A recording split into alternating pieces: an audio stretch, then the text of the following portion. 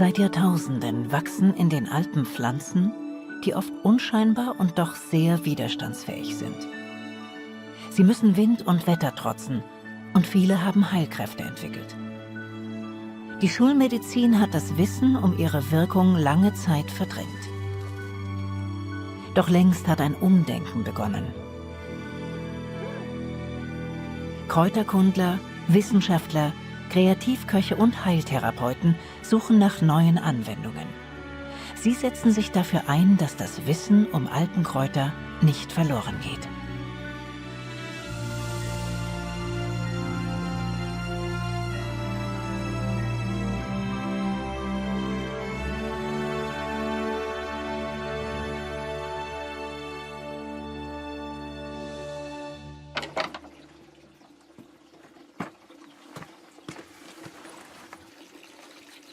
Hupsi Ilsanker ist Wurzengraber in den Berchtesgadener Bergen. Er arbeitet für die älteste Enzianbrennerei Deutschlands. Seit Anfang des 17. Jahrhunderts besitzt sie das alleinige Recht, nach den geschützten Enzianwurzeln zu graben. Der Beruf des Wurzengrabers hat sich seither kaum verändert. Das ist halt jetzt praktisch, gell? Mit dem Auto. Aber das ist eigentlich das Einzige, was neuzeitlich ist, sage ich jetzt einmal. Alles andere ist Handarbeit wie vor Hunderten von Jahren. Und das hat was.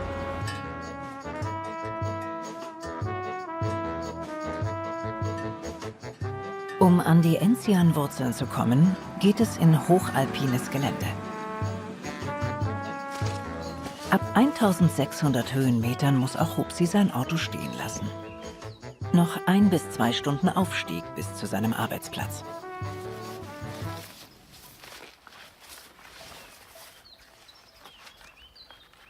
Das ist der weiße Germer. Und der, wenn nicht blüht, dann wird er oft mal mit dem Enzian verwechselt. Ist aber absolute Giftpflanze. Also sollte man nicht essen, nicht ausgraben, kann tödlich ausgehen. Da schläft er dann die Leber ein, die Nieren, gell, und dann schläft er selber ein. Und dann hat sich das erledigt. Im Nationalpark Berchtesgaden ist die Natur geschützt. Nur die Enziangraber dürfen hier an die Pflanzen, genehmigt durch ein striktes, 400 Jahre altes Graberecht. Der Letzte, der den Enzian ausrotten möchte, ist der Wurzelgraber. Weil wenn er das macht, dann gräbt er seine eigenen Wurzeln aus. Im wahrsten Sinne. Nur alle 7 Jahre gräbt Hupsi an derselben Stelle, damit die Pflanzen Zeit haben, sich wieder tief im Boden zu verankern. Für diese harte Arbeit, da brauchst du natürlich Männer, gell? Keine Buben. Jetzt geht's runter. Es bleiben kleine Wurzelteile in der Erde zurück. Die schmeißt man rein, tritt's fest, quasi drauf für die nächste Generation und das ist für den Wurzengraber. Maßvoll, aber regelmäßig. So schreibt die historische Urkunde das Graben vor. Hupsi weiß genau, wo er die Hacke ansetzen muss.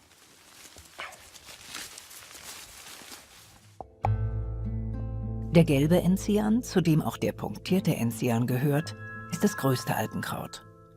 Normalerweise machen sich Gebirgspflanzen klein, um Wind und Wetter wenig Angriffsfläche zu bieten. Aber der gelbe Enzian widersteht dem Unwetter und er ist dermaßen bitter, dass die Tiere ihn verschmähen.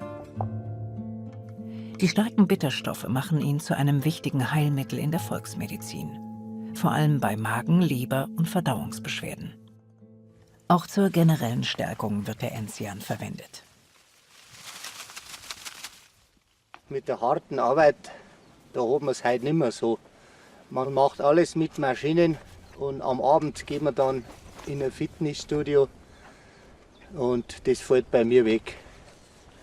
Ich arbeite gleich gescheit und kann mich auf Nacht aufs Kanapee hinhauen.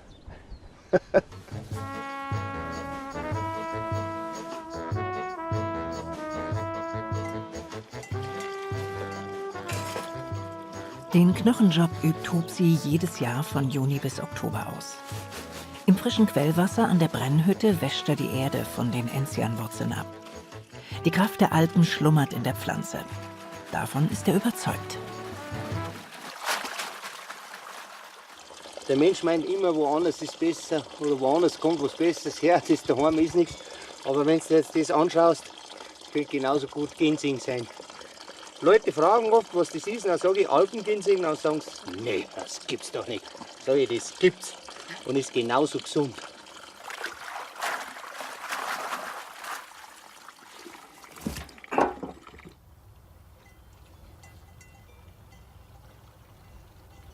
Die Wurzeln werden bis zu 1 Meter lang. Zur weiteren Verarbeitung für den Schnaps ist jetzt das Zerkleinern dran. Beim Hacken werden die Bitterstoffe des Enzian freigesetzt. Sie können sogar durch die Haut in den Körper einziehen. Dem Schnaps geben sie seinen Geschmack. Zu den gehackten Wurzeln kommen nur noch Hefe und Gebirgsquellwasser hinzu. Dieses Gemisch, die sogenannte Maische, beginnt zu gären und bildet Alkohol. Jetzt muss Hupsi rühren und immer wieder rühren. Mindestens 6 Wochen lang. Das Gärverhalten ist jedes Mal anders. Wenn du meinst, du weißt genau, wie es geht, das weißt du nie.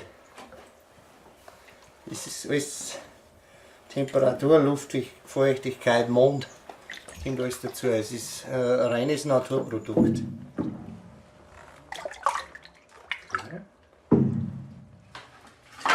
Im Nebenraum beginnt die Destillation. Aus der Maische wird schließlich Enzianschnaps, eine urbayerische Spezialität. Wenn ich nicht mehr bin, dann kommt ein anderer. Oder eine andere, weiß man's. Irgendwer macht es schon wieder.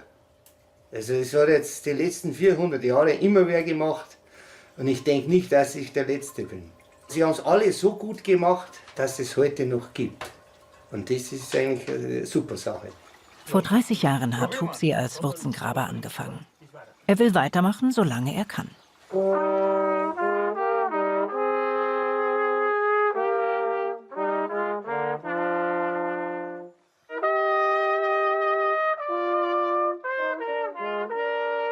Nach der Anstrengung des Tages genießt er den Abend mit seinen Freunden von der Alm.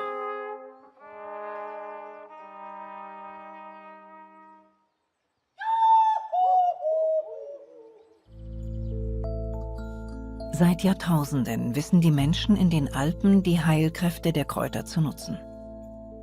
An den unzugänglichen Orten blieb ihnen oft gar nichts anderes übrig, als auf die Natur zu vertrauen. In Heiligenblut im österreichischen Hohe Tauerngebirge sind Frauen und Kinder zusammengekommen, um alles, was der Garten und die Almwiese hergeben, zu Kräutersträußen zu binden. Es ist Blütezeit, Mitte August. Gibst du mir noch ein Johanniskraut her, bitte, von der Brüder? Vorbereitungen für die Kräuterweihe. Ein Brauch aus vorchristlicher Zeit. Es kommt ursprünglich daher, dass die Leute mit der Natur und von der Natur gelebt haben. Grundsätzlich sind alle Kräuter für einen Tee geeignet. Man macht daraus Essenzen, Tinkturen, man kann Salben draus machen. Und hat auch eine Art Schutzfunktion. Früher vor Unwettern, mein Gott, Blitzableiter hat es keine gegeben, man hat sich halt dann vorgestellt, dass das hilft. Ist ja ein schöner Gedanke. 7 Kräuter mindestens sollten in einem Strauß gebunden sein.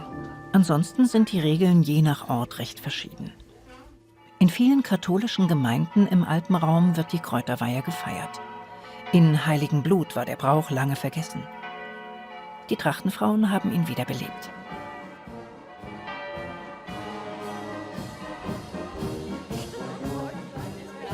Der nächste Tag. Maria Himmelfahrt.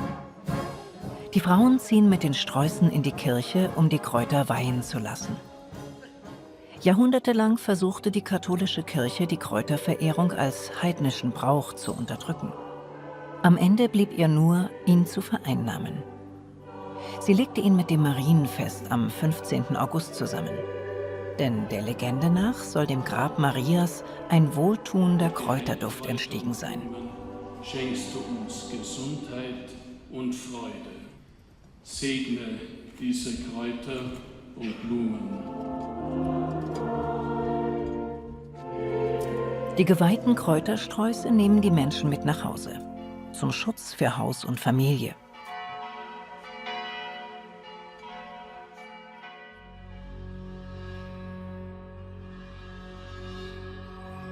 Um das Edelweiß ranken sich viele Mythen.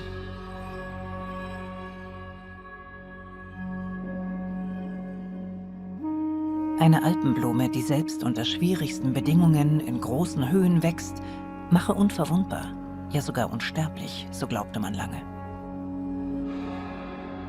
Seit ihrer Kindheit ist Astrid Turner vom Edelweiß fasziniert.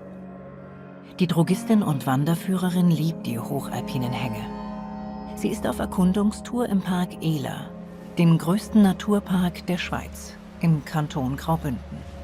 Hier spricht man 3 Sprachen: Deutsch, Italienisch und Rätoromanisch. Wow, Steil Alva, das Edelweiß, Steil Alva oder Alf Etern. Alf Etern heißt ewiges Weiß. Das Steil Alva, der weiße Stern auf Romanisch. So herrlich, das ist Glück. Ja. Selten, schwer erreichbar und gerade deshalb als Trophäe sehr beliebt. Aber das wildwachsende Edelweiß steht in den Alpen unter strengem Naturschutz. Viele Leute, die haben ja gar nie das Edelweiß gesehen und die sind so überwältigt, weil das ist ja so mystisch. Ein Edelweiß, das kann ja nur der Geliebte holen unter Todesgefahr. Und ich sage immer, ihr könnt drauf sitzen, ihr könnt sie fotografieren, die verwelken nie dann, ihr habt sie immer, aber lasst sie bitte stehen. Astrid Turner ist als Bauerntochter aufgewachsen. Die Almwiesen der Alp d'Huez erinnern sie an die Erzählungen ihrer Mutter, die hier ihre Sommer zur Heuernte verbracht hat. Das sind alles die berühmten Edelweisshänge.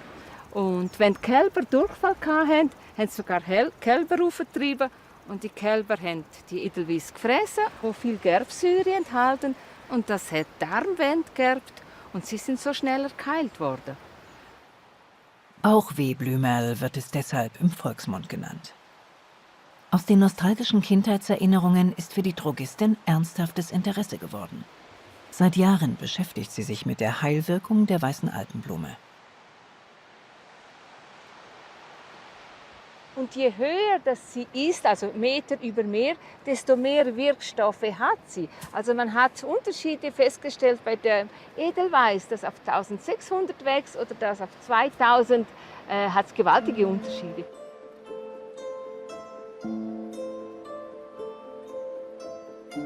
In der Gemeinde Savonin ist Astrid Turner zu Hause. Wie in der Schweiz üblich, hisst sie am Morgen die Fahne der Region, des Kantons Graubünden. Im Sommer kommt sie jeden Tag zu ihrer Berghütte, denn vor ein paar Jahren hat sie hier eine außergewöhnliche Plantage angelegt. Ein Feld voller Edelweiß, aus Wildsamen gezüchtet. Eine Pionierleistung. Die Pflanzen verarbeitet sie zu Tees, Schnaps und vor allem zu einer selbstentwickelten Kosmetiklinie.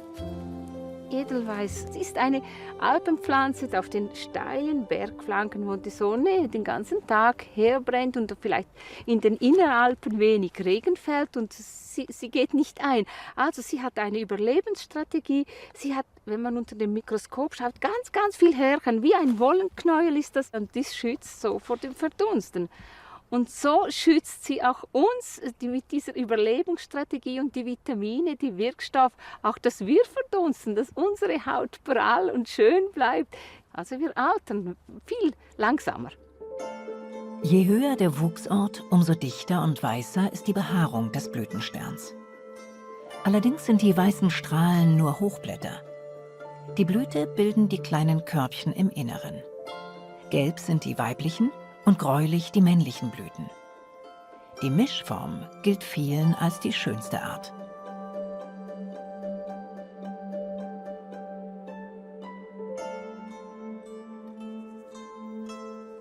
Handverlesen und nach Qualität sortiert, bringt Astrid Turner die Edelweiße ins Labor. Die besten von ihnen legt sie mitsamt Stängel in Glycerin ein.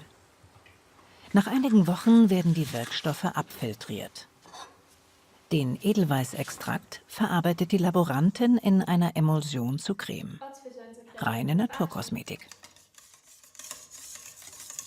Natürlich habe ich das mir selber ausprobiert und dann meine Mutter, die ist über 80 und im Bekanntenkreis. Und natürlich hatten wir auch Rückschläge, dann fiel die Creme auseinander oder einmal war sie gräulich oder wir mussten einige Male ausprobieren, bis wir dieses Resultat haben. Die Gerbstoffe und die Vitamine A und E vom Edelweiß wirken antioxidativ und können die Haut stärken und kleine Schäden reparieren. Ob für Gesichts-, Fuß- oder Handcreme, der kleine Betrieb aus Savonin hat inzwischen seine Stammkundschaft gefunden. Über Mundpropaganda. Die ganze Familie hilft mit, wenn es Zeit für die Ernte ist. Hochsommer. Es muss schnell gehen, denn nur bestimmte Tage eignen sich. Wir müssen schauen, dass die Edelweiß voll in der Blüte sind, aber noch nicht verblüht. Und dann müssen die Tage davor trocken sein, damit wir nicht Wasser reinnehmen für die Trocknung. Dann werden sie kaum trocken. Aber das Wichtigste ist die Vollreife. Schwiegertochter Fabienne hat mit der Heirat auch die Liebe zum Edelweiß gefunden. Sie wählt die schönsten Edelweißköpfe zum Pressen aus. Getrocknet ist die Schweizer Symbolpflanze ein beliebtes Souvenir. Bei uns gehört das Edelweiß zur Familie. Wir haben schon zum Beispiel unsere Tischdekoration bei unserer Hochzeit war voller Edelweiß und diese Pflanze fasziniert so viele Leute. Und für uns ist es extrem schön, dass wir diese Pflanze in die Häuser der Leute bringen können und dass es nicht nur mehr ein Mythos ist, den sie in den Bergen finden, wenn überhaupt. Und das ist schon schön. Und ja, dass wir jetzt Anfragen aus aller Welt eigentlich bekommen haben und sogar aus Brasilien. Und das macht einem schon stolz, ja.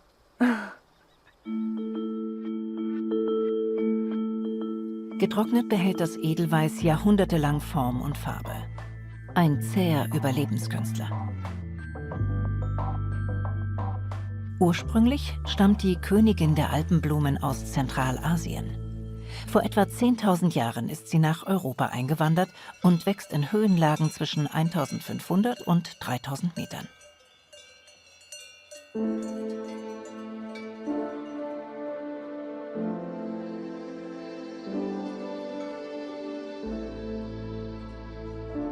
Astrid Turner kauft für ihre Cremes noch Blüten vom Biobauern Motti hinzu. Sein Feld liegt oberhalb von St. Moritz in 2200 Metern Höhe. Aber dieses Jahr ist die Ernte mager. Sie sind einfach nicht richtig gewachsen das Jahr. Ich weiß nicht, welcher Grund. Oh ja, ich sehe dort einige Löcher. Es ist schade, aber wir wissen selber nicht, wieso und warum, ja. Oder? Es ist Natur so, das ist ja. Natur, ja. Ja. Kann man nicht machen. Ja. Noch ist die Edelweißzucht mit vielen Unwägbarkeiten verbunden. Die Pflanze mit dem Überlebenstrick wird erst seit Anfang des 21. Jahrhunderts wissenschaftlich erforscht. Am Institut für Chemie und Biomedizin der Universität Innsbruck arbeitet das Team von Professor Hermann Stubner daran, Wirkstoffe von Heilpflanzen zu ergründen. Seit einigen Jahren interessieren sie sich auch für die Heilkräfte des Edelweiß. Das überlieferte Volkswissen dient ihnen dabei als Grundlage für ihre Arbeit.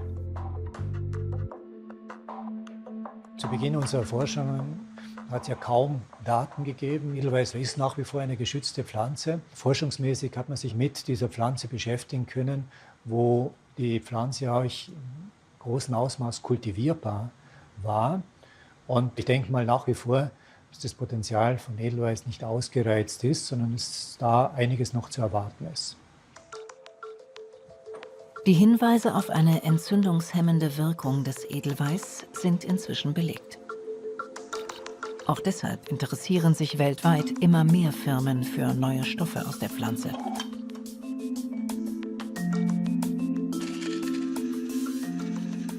Weil Edelweiß natürlich der Inbegriff des Weißen darstellt und speziell in der asiatischen Kultur ja eine weiße Haut sehr gefragt ist. Deswegen gibt es viele Konzerne, die daran interessiert sind, Edelweißprodukte auf den Markt zu bringen. Neben der Blüte haben sich die Forscher erstmals auch mit der Wurzel des Edelweiß beschäftigt und dabei einen Stoff gewonnen, der die Therapie von Gefäßerkrankungen revolutionieren könnte. Leolegin, nach dem lateinischen Namen des Edelweiß, Leontopodium. Für uns war es ein Sensationsfund und es ist zu erwarten, dass in Zukunft gerade als Pflanzen ganz interessante neue Wirkstoffe auch isoliert werden können, die vielleicht zukünftige Arzneimittel darstellen. Eine begründete Hoffnung. Schließlich sind erst 10–15% der Pflanzen weltweit erforscht.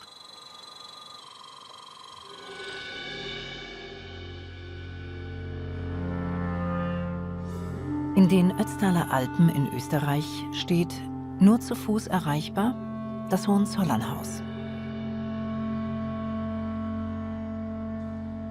Christine Waldner ist mit ihrem Mann den ersten Sommer hier, um die ehemalige Schutzhütte zu bewirtschaften. Sie lässt sich von der Heilpraktikerin Astrid Süßmuth in die Naturapotheke einweihen. Das heißt, in die Medizin, die hier rundherum wächst. Astrid ist leidenschaftliche Bergsteigerin und verbindet ihr Hobby mit dem Beruf. In Büchern und Vorträgen gibt sie ihr Kräuterwissen weiter. Ein einfaches Erste-Hilfe-Mittel, der Alpendost. So, da haben wir nicht. Das ist eine ganz geschickte Sache, der Alpendost. Wenn du einen verstauchten Knöchel hast oder verschnackelt oder sowas, man knüllert den dann, also so richtig, dass da der Saft rausgeht. Wenn du es einmal probierst, schau mal, knüller mal mit. Und dann siehst du gleich, dass da so eine Feuchtigkeit, so ein Wasser rauskommt. Und dann tut man das praktisch um einen verstauchten Fuß rum, dass es schön fest roh ist, eine Bandage rundherum. Die wirkt sehr, sehr abschwellend auf Verstauchungen und Prellungen, die angeschwollen sind, so stumpfe Verletzungen einfach. Und noch dazu zum Abschwellen ist es auch total kühl. Merkst du das? Ganz kühl, ganz angenehm ist das. Ja. Gell, das ist angenehm. Aber nicht nur Heilkraft, auch Gefahren lauern in der Natur. Auch darüber will Astrid aufklären. Eine Pflanze, die mit ihrer kräftig blauen Farbe alle Blicke auf sich zieht, ist die giftigste Europas. Der blaue Eisenhut. Nur 0,1 Milligramm pro Kilogramm Körpergewicht gilt als tödliche Dosis. Überall da, wo leicht ein Steinschlag passieren kann, wo Menschen sich nicht aufhalten sollten, wächst der blaue Eisenhut. An steilen und feuchten Stellen. Doch er wurde auch immer nah an die Häuser gepflanzt, denn ein Volksglaube besagt, dass er Einbrecher und böse Geister abhalte. Das ist so ein schönes, großes Eisenhutfeld direkt unter der Hütte. Gell? Ja. Was macht sie eigentlich mit den ganzen Kindern? Ihr habt ja wahnsinnig viele Kinder am Hohenzollernhaus. Sagt sie das die Kinder eigentlich, wie giftig der Eisenhut tatsächlich ist? Oder? Also den Kindern, also die Touristen, die machen wir wirklich darauf aufmerksam, wie giftig die Pflanze ist. Da schauen wir schon drauf. Ja, das wissen also echt auch viele Kinder überhaupt nicht. Die meinen, das ist eine schöne Pflanze. Pflanze Genau dabei ist ja das Gift tatsächlich hautgängig. Gell? Ja. Wenn man einen Blumenstrauß macht, dann hat man das richtig an der Hand und die wird dann taub. Also das ist das Mindeste. Der blaue Eisenhut, auch Acronitum oder Teufelskerze genannt, war das Arsen der Antike und des Mittelalters. Viele Giftmorde in der Geschichte gehen auf sein Konto. Und in den Alpen töteten die Menschen streunende Wölfe mit ihm. Nur die Hummel kommt ungeschoren davon.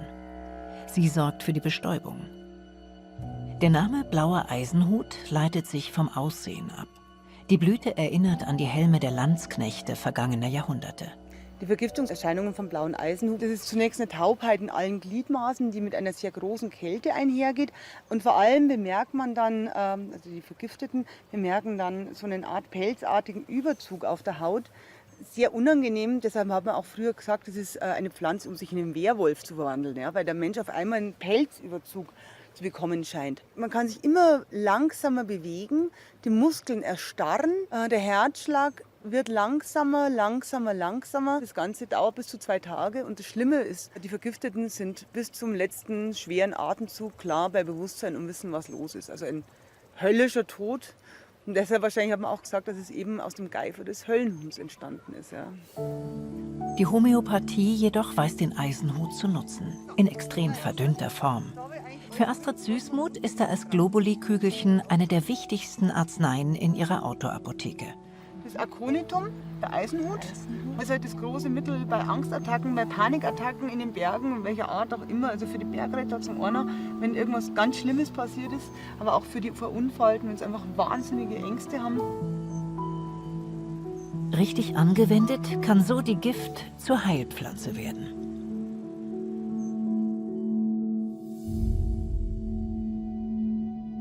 Das wussten früher schon die Mönche, die Eisenhut stark verdünnt gegen Krankheiten einsetzten, die in feuchten Klostergemäuern auftraten. Fiebrige Infekte, Nervenschmerzen und Rheuma.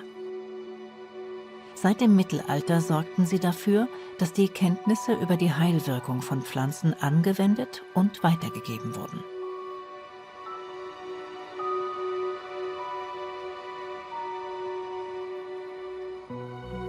Das Benediktinerstift Admont in der Steiermark beherbergt die größte Klosterbibliothek der Welt. Ein enormer Wissensschatz von theologischen, naturwissenschaftlichen, medizinischen und auch geheimen Schriften, über Jahrhunderte zusammengetragen.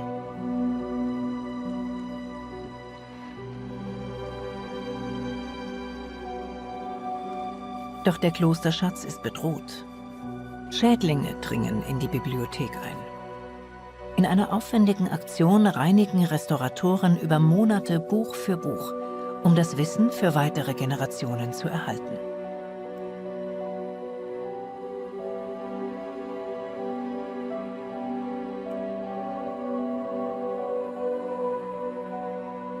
Darum geht es auch auf der Seiseralm, der größten Hochalm Europas, inmitten der Dolomiten in Südtirol.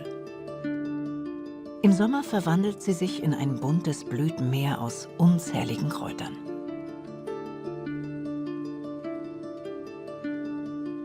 Am frühen Morgen streift Franz Mulser durch die Wiesen, um sich außergewöhnliche Bio-Zutaten für seine Kochkünste zusammenzusuchen.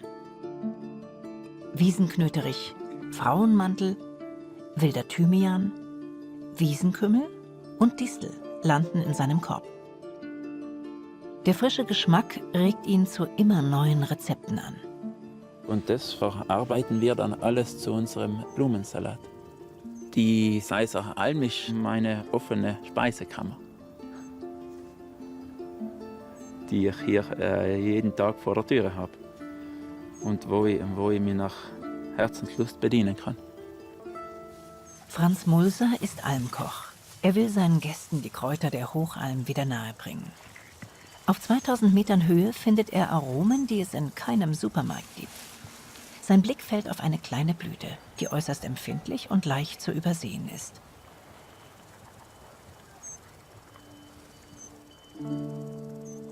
Wie ein Auge mit großen Wimpern, so scheint die Pflanze in die Welt zu schauen. Der Augentrost oder auch Euphrasia. Er braucht vor allem saubere Luft, Wasser und viel Sonnenlicht. Genau das, was gesunde Augen brauchen. Meine Mutter setzt einen Sud damit an und wenn sie eine Augenreizung hat, dann wäscht sie sich die Augen mit dem Augentrost aus und das wirkt dann beruhigend. Augentrost wird hauptsächlich in der Medizin verwendet, aber man kann ihn auch genießen.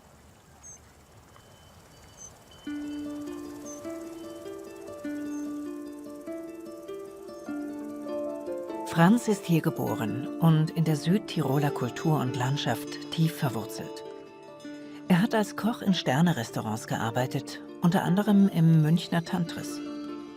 Aber als er hörte, dass auf der Seiseralm eine Hütte frei wurde, zögerte er keine Sekunde und übernahm die Gustner Schweige.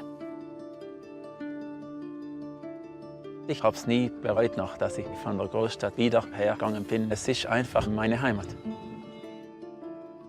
Der Augentrost ziert den Joghurtstrudel mit Beerenkompott. Und die 15 Kräuterknödel werden mit Almblumen bestreut. Meine Idee ist es, den Geschmack der Alm auf die Teller zu bringen.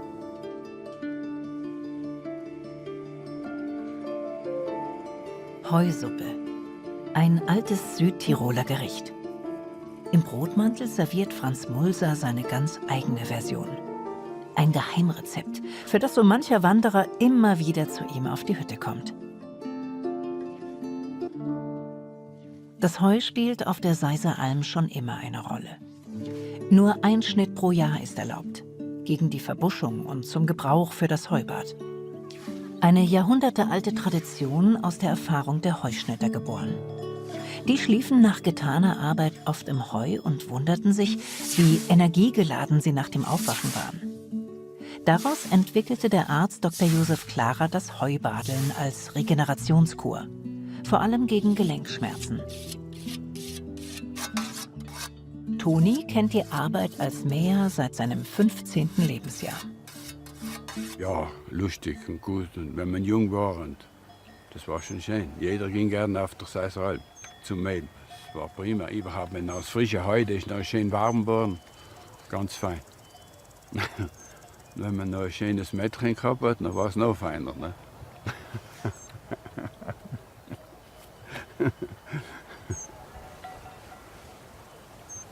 Die Qualität des Dolomitenheus wird regelmäßig kontrolliert.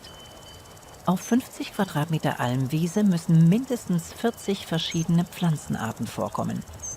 Das bekannteste Heilkraut darunter ist die Arnika.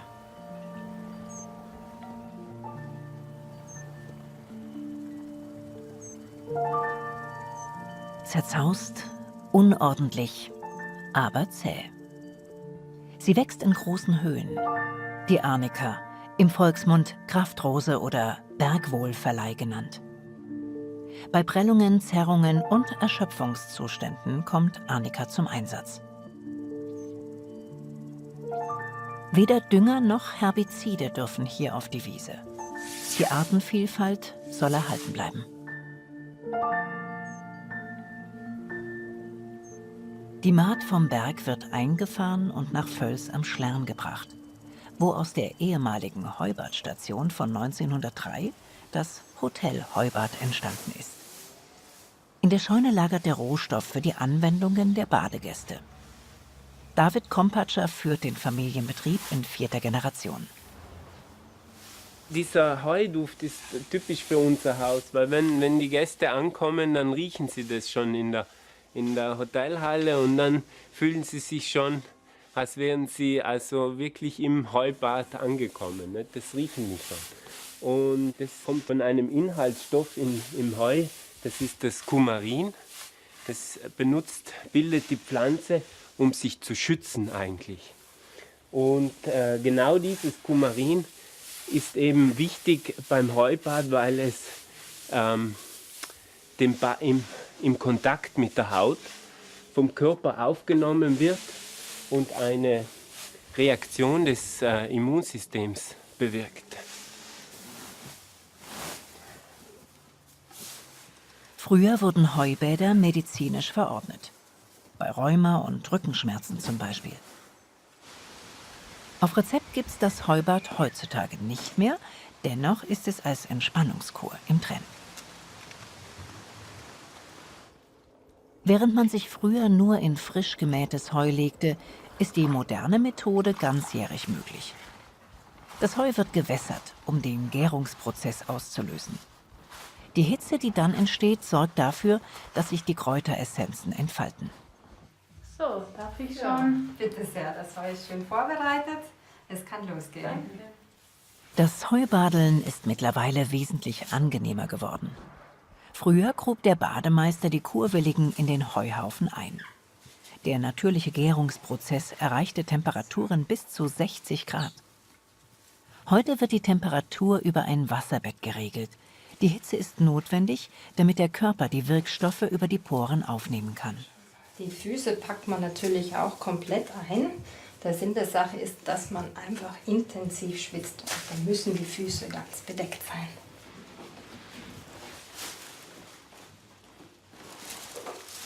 So, ich senke sie jetzt in der Wanne ab, damit sie richtig schön schweben und komplett von dem heißen Wasser, das über 42 Grad hat, umgeben sind.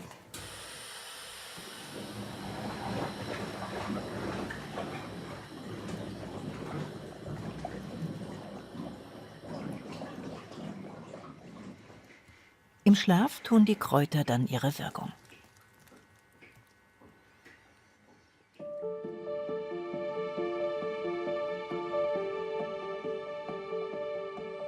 Über dem Tauferer Arntal auf der Südseite der Alpen liegt Ruhe.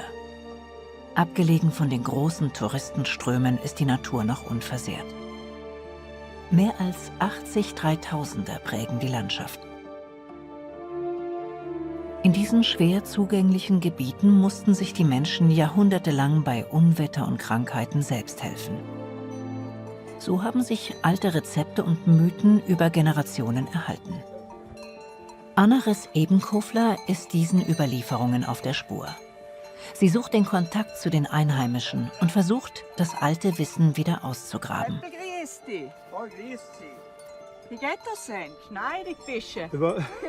Schau, Seppel, was ich da gebraucht habe. Das ist mir am liebsten. Schon, gell? Wenn ich nie da bin, dass ich nicht am Bauch wegkriege. Ja, gell? und ein bisschen schlafen war Oft nehmen die Bergbewohner ihre Heilrezepte mit ins Grab, weil sie zu Lebzeiten fürchten, ausgelacht zu werden.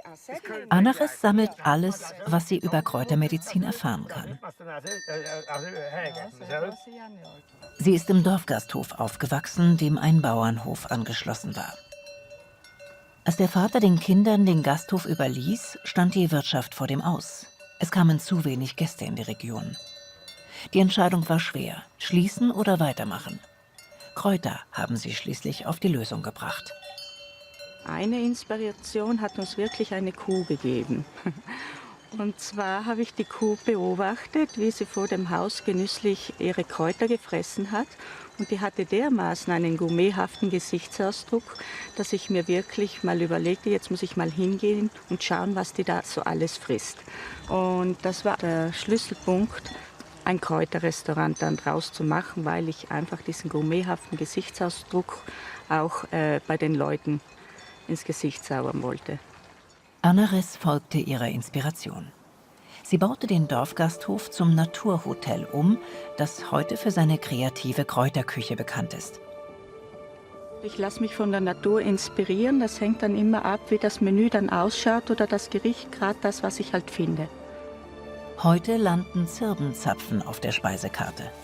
Doch Anna-Res geht es nicht nur um gutes Essen, sondern um ein ganzheitliches Gesundheitskonzept für Körper und Geist. In ihrer Kindheit hat sich niemand im Dorf für Kräuter interessiert. Arme Leute-Zeugs hieß es. Ein Kräuterbuch, von Gästen zurückgelassen, stand am Anfang ihrer Leidenschaft. Also das Johanniskraut, das ist eigentlich eines meiner Lieblingskräuter. Wenn man es anschaut und schon diese ganzen zarten Fühler da drin sieht, dann deutet es schon auf unsere Nerven hin. Es wird auch eingesetzt als Antidepressivum. Also wie man früher sagt, es vertreibt Dämonen, damit ist gemeint eben schwere, dunkle Gedanken. Und das ist eine ganz tolle Lichtpflanze, also da begegnet einen schon die Sonnengöttin persönlich. Wenn die Tage am längsten sind, blüht das Johanniskraut auf. Schattenplätze mag es nicht. Das Sonnengewächs wird seit jeher angewendet, wenn die Nerven angespannt, gereizt oder auch verletzt sind, innerlich wie äußerlich. Auch bei Sonnenbrand und Verbrennungen kann es helfen. Aus dem angesammelten Wissen hat Anna-Res die alpenländische Lehre entwickelt. Gemeinsam mit ihrem Bruder führt sie das Hotel nach diesen Prinzipien. Was mich immer schon fasziniert hat, wie die Leute damals mit diesen simplen Kräutermitteln wirklich sich geheilt haben, aber eher noch sich gesund erhalten haben. Und ich möchte dieses Wissen nicht nur ausgraben, sondern wirklich für alle erlebbar machen und dieses uralte Wissen aber auf die heutige Moderne übertragen. Hola. Hallo. Schau mal, was ich gekocht habe heute für alle. In der Küche wird gern experimentiert. Der harzige Geschmack der Zirbe könnte doch zum Hirschfilet passen. Als sie das Kräuterrestaurant vor 10 Jahren eröffnete, musste Anna-Res noch gegen Widerstände kämpfen. Ich war die Exotin im eigenen Land und wie ich nur auf die Idee komme, überhaupt Kräuter oder halbe Wiesen zu verkochen. Aber mittlerweile, muss ich sagen, wird überhaupt immer mehr wieder auf das Regionale zurückgeführt. Man weiß wieder unsere Sachen zu schätzen, auch diese alte Urküche von damals, und das integriert eben mit den Kräutern, also der gesundheitliche Aspekt, den wir auf den Teller eben vereinen möchten. Im Winter gibt's Johanniskraut im Dinkelsüppchen. Um das Kraut auch äußerlich anwenden zu können, bedarf es einer bestimmten Zubereitung. Wichtig dabei ist schon der Zeitpunkt der Ernte. In erster Linie achte ich darauf, dass ich das nur an Sonnentagen pflücke. Es muss sehr viel Wärme dabei sein, am besten noch in den Mittagsstunden, weil da die Sonne am kräftigsten ist, und dass die Knospen noch nicht ganz geöffnet sind. Denn da hat es eigentlich noch die größte Kraft. Wenn man die Knospe reibt, dann kommt diese rote Farbe raus. Das Hyperizin nennt man das, aber umgangssprachlich in der Volksmedizin heißt das das Johannisblut.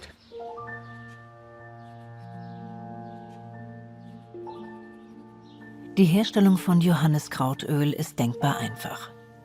Gutes Öl, Johanniskraut und viele Sonnenstrahlen.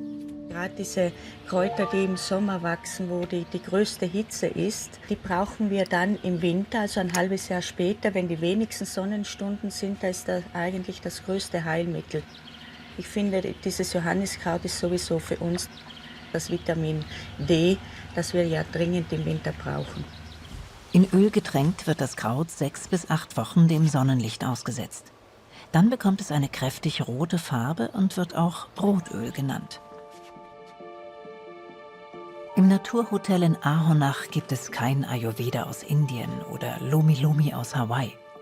Hier kommen die Ressourcen der Alpen zum Einsatz. Perfekt, den kann ich jetzt gleich hernehmen. Silberquarzit aus dem benachbarten Steinbruch, Wacholder und Johanniskrautessenzen werden in einem Ritual verbunden. Das soll das innere Gleichgewicht wiederherstellen. Immer im Rhythmus der Natur. Also es geht ja lange schon nicht mehr nur um Kräuter, sondern dahinter steckt eine uralte Lehre hier vom Alpenraum, die ich die letzten Jahre so Stück für Stück zusammengetragen habe. Es sind auch noch Kraftorte dabei und es spielen Quellen und Wasser eine Rolle. Und ich glaube, das ist jetzt unsere Generation, die dieses alte Wissen, diesen alten Samen bewahren soll und wieder zum Keimen bringen soll, damit wir ihn eben wieder an die nächste Generation rüber retten können. Altes Wissen neu interpretiert. So bekommen die Kräuter der Alpen einen nachhaltigen Stellenwert in unserer modernen Welt.